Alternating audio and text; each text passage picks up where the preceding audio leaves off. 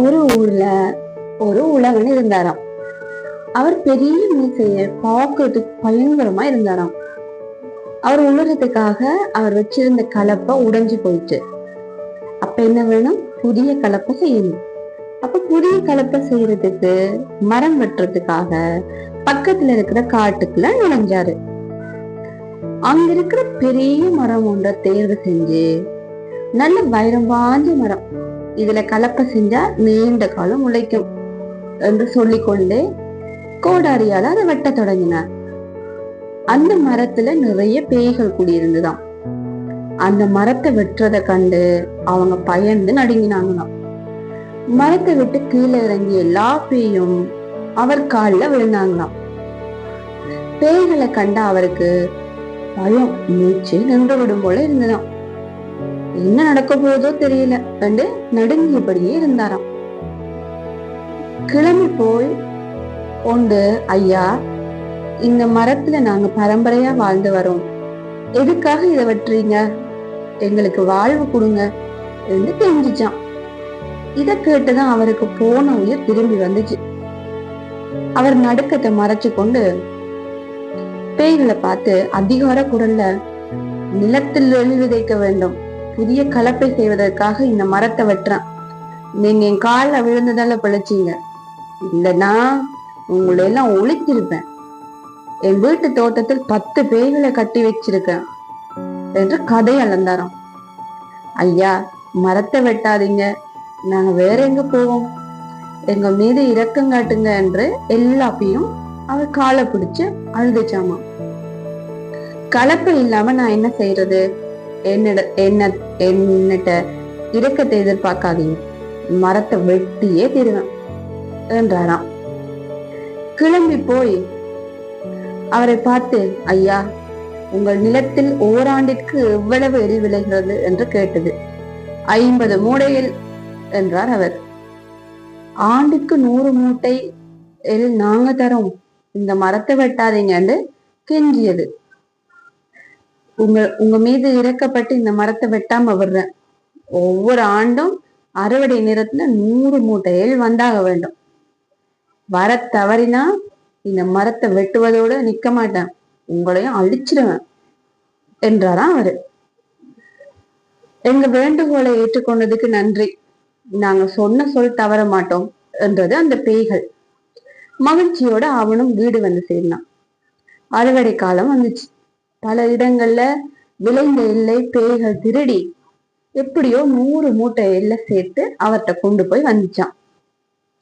பேய்களை பார்த்து அவரு, சொன்னபடியே எல் கொண்டு வந்திருக்கீங்க, என்னை ஏமாத்த முயன்றால் நான் சொல்வதனாகி விடுவேன் என்று தோறும் ஆண்டுதோறும் இப்படியே வர வேணும் என்று மிரட்டி அவங்கள அனுப்பி வச்சுதான்.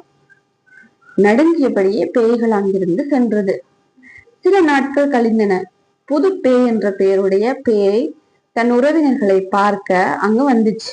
எல்லா பேய்களும் இழைத்து துரும்பா இருப்பதை கண்டு அது, சென்ற ஆண்டு உங்களை பார்த்தேனே, மகிழ்ச்சியா இருந்தீங்க, இன்றும் மெலிந்து சோகத்துடன் காட்சி அளிக்கிறீங்களே, என்ன நடந்தது சொல்லுங்க என்று கேட்டது. அது நடந்தது அனைத்தையும் சொன்னது ஒரு பேய்.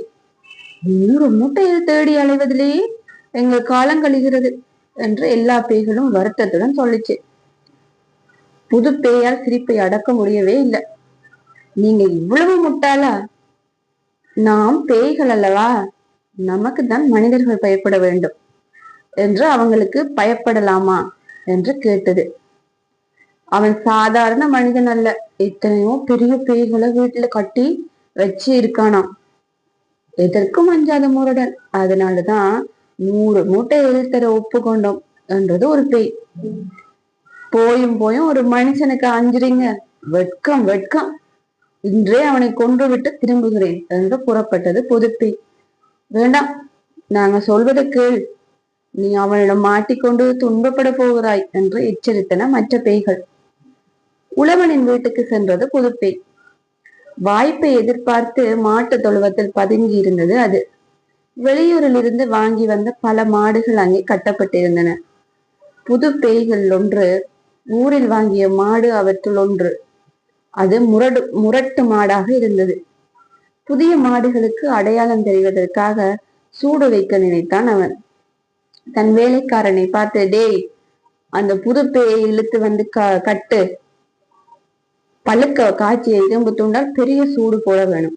வெளியூர்ன்றதால நம்ம பற்றி தெரியாம ஆட்டம் போடுது. சூடு போட்டோம்னா அதுவும் இங்கு உள்ளது போல அடங்கிவிடும். ஒழுங்காக பணிந்து நடக்கும் என்று உரத்த குரல்ல கத்தினான் அவன். பதுங்கி இருந்த புதுப்பை இதை கேட்டு நடுங்கிச்சு.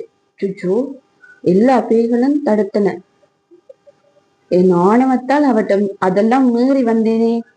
பெரிய மீசையுடன் இருக்கும் இவனை பார்த்தாலே பயமாக இருக்கிறதே. சிறிது இரக்கம் இல்லாதவன் போல தோன்றுகிறான். நாம் நன்றாக மாட்டிக்கொண்டோம். தப்பிக்க வழியே இல்லை. நமக்கு பெரிய சூடு போடத்தான் போகிறான். என்ன செய்யறது என்று குழம்பியது அது. மாட்டை கட்டுவதற்காக உழவன் பெரிய கயிற்றுடன் வந்தான். அவன் கால்கள்ல விழுந்து புதுப்பை, ஐயா, என்ன மன்னிச்சிருங்க, தெரியாம நான் இங்க வந்துட்டேன், எனக்கு சூடு போட்டு விடாதீங்க என்று கெஞ்சியது. தன் நடுக்கத்தை மறைத்து கொண்ட அவன், என் எதிரில வர்றதுக்கு உனக்கு என்ன துணிச்சல்?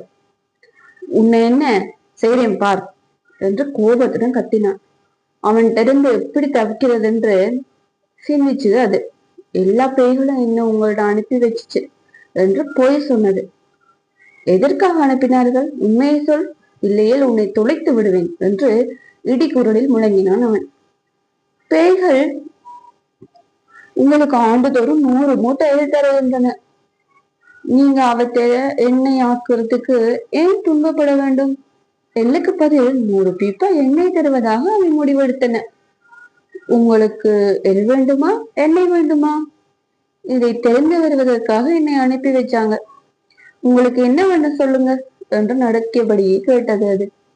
இனிமேல் எனக்கு எள் வேண்டாம், எண்ணெயாகவே தாருங்கள். ஏதேனும் தவறு நடக்குமானால் உங்கள் அனைவரையும் தொலைத்து விடுவேன், ஓடு என்று விரட்டினான் அவன். எப்படியோ தப்பித்தோம் என்று ஒரே ஓட்டமாக ஓடியது அது. மூச்சு வாங்க காட்டை அடைந்தது.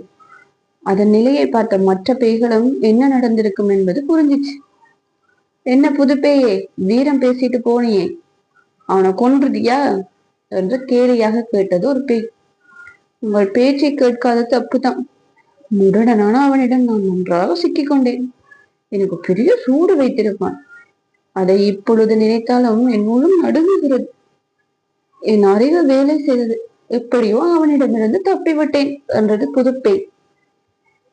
அவன் பெரிய ஆளாயிட்டே, அவனிடம் என்ன சொல்லி தப்பிச்ச என்று கேட்டது ஒரு கிளப்பேய். 100 மூட்டை எள்ளாக தருவதாக அல்லது 100 பீப்பா எண்ணெயாக தருவதா என்று கேட்டு வர நீங்கள் அனுப்பியதாக சொன்னேன். அவனும் இனிமேல் 100 பீப்பா எண்ணெயே தருமாறு கட்டளையிட்டான் என்று நடந்ததை சொன்னது புதுப்பேய். என்ன காரியம் செய்து விட்டாய்? 100 மூட்டை எண்ணெய் கொடுத்து விட்டு நிம்மதியாக இருந்தோம். இனிமேல் 100 பீப்பா எண்ணெய் தருவதாக சொல்லிவிட்டு வந்திருக்கிறாய். அவ்வளவு எண்ணெயை சேர்ப்பதற்காக நாங்கள் தூக்கம் இல்லாமல் துன்பப்பட வேண்டும்.